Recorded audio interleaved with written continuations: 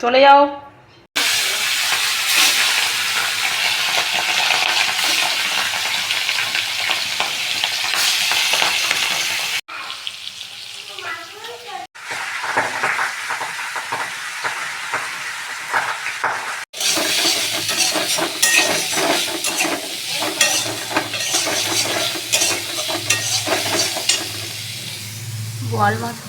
বোয়াল মাছগুলো ভেজে নিয়েছি।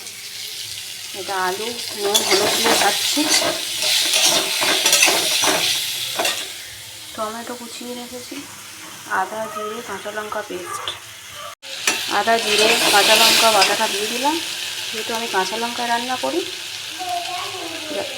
ওই জন্য একটু কাশ্মীরি লঙ্কার গুঁড়ো দিয়ে দিচ্ছি কালারের জন্য। আপনারা চাইলে গুঁড়ো লঙ্কাও করতে পারেন, কিন্তু আমি বেশিরভাগটা কাঁচা লঙ্কায় রান্না করি। টমেটো দিয়ে দিলাম, ভালো করে কষিয়ে নেব যাতে মশলার গন্ধটা চলে যায়। ভালো করে কষিয়ে নেবেন। দেখুন কালারটা কত সুন্দর এসছে।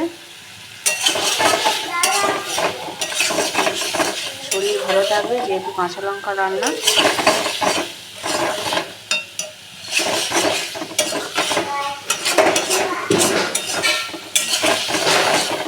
একবার করে খেয়ে দেখবেন, খুব সুন্দর লাগবে খেতে।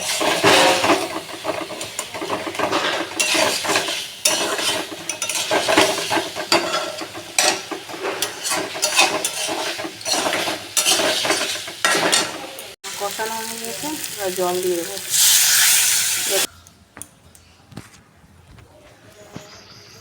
ভালো করে ফুটে গেছে, আলুটাও আমার সিদ্ধ হয়ে গেছে।